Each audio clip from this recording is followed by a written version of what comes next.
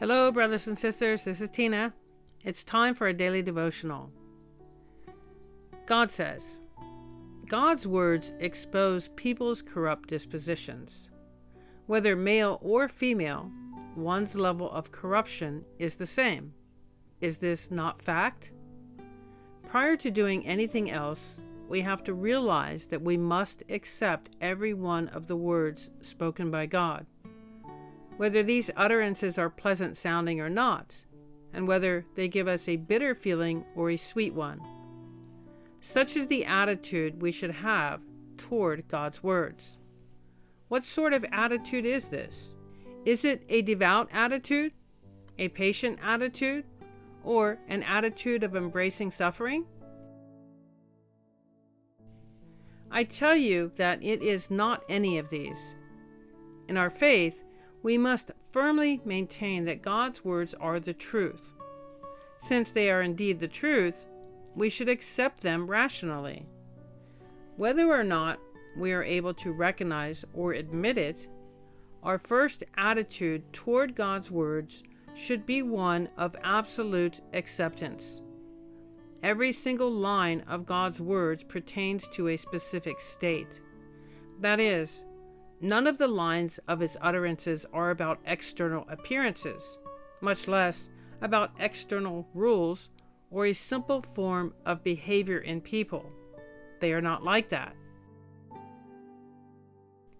If you see every line uttered by God as being about a simple kind of human behavior or external appearance, then you have no spiritual understanding and you do not understand what the truth is. God's words are profound.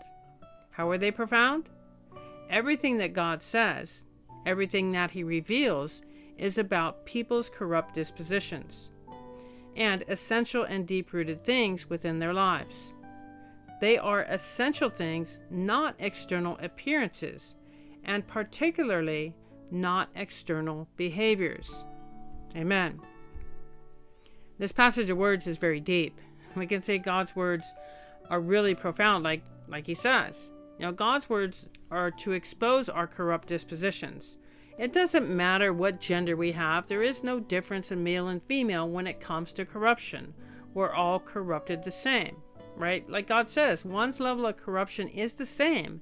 And this is a fact, right? We might be self-righteous, arrogant. Maybe our arrogance is more dominant than somebody else's self-righteousness, but we all have the same corruptions.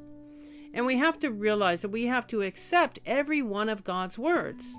Why? Because they're the truth. And this is where Christ said, I am the way, the truth, and the life. Right? So God's words are the truth, whether we like them or not, whether, like God says, they're either pleasant sounding words or whether they give us a bitter feeling or a sweet one, we still have to accept them because they are the truth. We may not understand them at that moment. Maybe our caliber is still too low. Or maybe our understanding is not at the level it needs to be to have an understanding of why God says what he says in comparison to relating them to our own self. But the attitude that we need to have towards God's words is to accept every word he says as the truth. And that's something that, as a created being, we need to be able to be submissive to God, right? So in our faith, we have to firmly maintain that God's words are the truth and they're facts. And we should accept them, right, rationally. Whether or not we're able to recognize or admit it, our attitude should be one of absolute acceptance. That is the position we need to stand in because God is the creator. And God's words, maybe they're harsh, but they're there to reveal as a love and kindness for us to help us to see our true selves. Right? So God's words, they don't talk about external appearances like we might think, or they don't talk about good behaviors. God is not looking at our good behavior. It's going much deeper to go into the nature, right? So God's words are targeting the sinful nature, targeting the essence of man. So everything that God says, everything that he does is to reveal the things within our lives that are not compatible with what is righteous. They're to reveal the life that we should live out in accordance with being compatible with God. God is a righteous, holy God, right? So they're essential things that it reveals. They're not about external appearances and about our external behaviors. So this passage is a really deep passage, but it's telling us to understand that God's words are the truth.